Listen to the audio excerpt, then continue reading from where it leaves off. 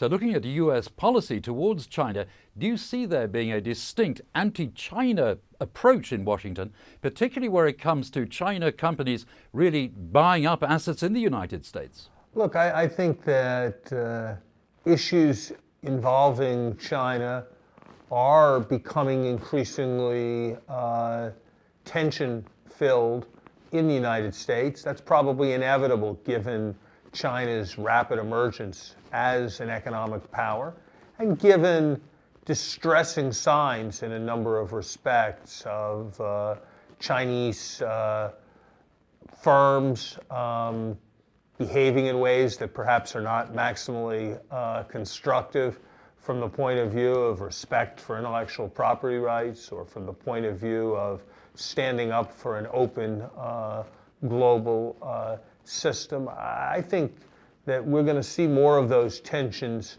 ahead. That doesn't mean there can't be an economic relationship that greatly benefits both countries. That doesn't mean that the United States doesn't have a stake in China's economic success.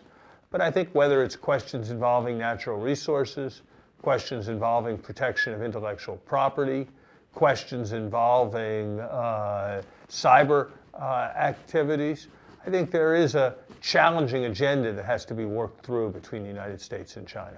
Dr. Summers, I seem to remember you saying once that most everyone, and including economists, were followers of Milton Friedman and therefore of open markets.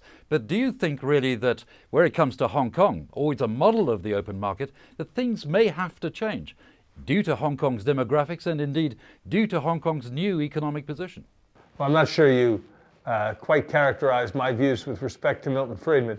But with respect to Hong Kong, look, I think Hong Kong is one of the great success stories of the last quarter of the 20th century and the first part of the 21st century. It's a place of remarkable dynamism and remarkable energy. It has people who have an enormously productive spirit. It is in many ways an important demonstration of what post-industrial prosperity can look like. So I have very positive feelings about Hong Kong, and I think its basic model, predicated on strong free markets, great respect for property rights, and a government framework that protects that respect for property rights, that respects openness to trade, that makes fundamental investments in educating its citizenry. I think that model that Hong Kong has followed is a very powerful one. Dr. Summers, you are a guest here at the Asian Financial Forum 2013, which you'll be attending. What are the kind of issues that you see coming up at the forum, so far as you're concerned, which you'll be particularly interested in? We'll be looking to a new U.S. presidential term. That new U.S. president will be defining the U.S. role in the global economy.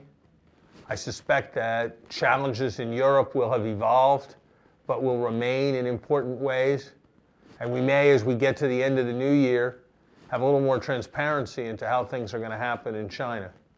But the United States, Europe, China, these are the three largest pillars of the global economy, and it's going to be a busy fall for all three of them. And so I think there's going to be a great deal to talk about at the Financial Forum, and I'm very much looking forward to my participation.